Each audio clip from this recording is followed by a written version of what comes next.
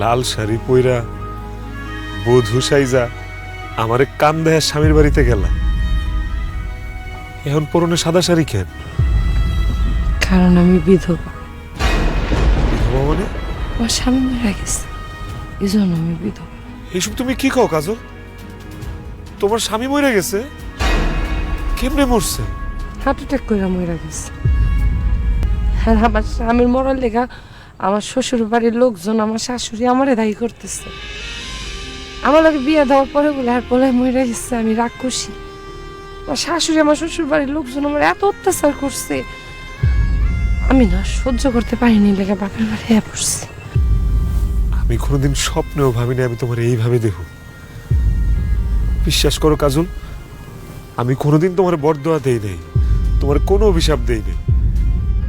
সেদিন তোমার বাবা আমারে আর আমার মারে মায়েরা ফেলার হুমকি দিছে দেখা তুমি আমার সাথে খারাপ ব্যবহার করছো। আমি প্রতিদিন আল্লাহর কাছে এই দোয়াই করতাম যাতে তুমি তোমার স্বামীর বাড়িতে সুখে থাকো, শান্তিতে থাকো, আমারে ভুলে যায় স্বামীরে নিয়ে সুখে শান্তিতে সংসার করতে পারো। তোমার স্বামী মরে যাক, তুমি বিধবা হয়ে যাও, এটা আমি কোনোদিন চাই নাই। আমি জানিও এটা, কিন্তু সত্যি কথা হইতেছে আমি আসলেই রাক্ষসী। আমি সব কিছু খায় ফেলাই। তা না হইলে ছোটবেলা তো যে পোলাটা আমি ভালোবাসি, অনেক ভালোবাসি, তার ভালোবাসাটা আমি খেয়ে ফেলাইছি। এরপরে দেখো চিনি না জানি না বাপ মায়ের জোর করে বিয়া দিল, ওই স্বামীটারও খেয়ে ফেলাইছি।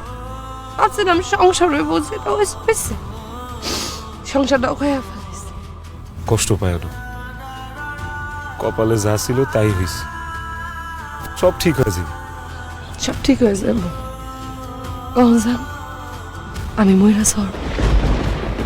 আচ্ছা সেলিম, তুমি না কইলা তুমি আমার সুখের লেগা সবসময় আল্লাহর কাছে দোয়া করতা, আমার লেগে আরেকটা দোয়া করতে পারবা?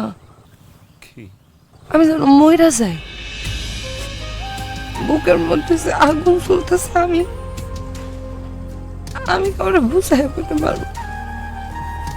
এর সেদিন আমার ময়রা যাওয়া ভালো। সেলিম অনেক দোয়া করছো, আল্লাহর রাস্তায় দোয়াটা করছো তুমি ময়রা যাই।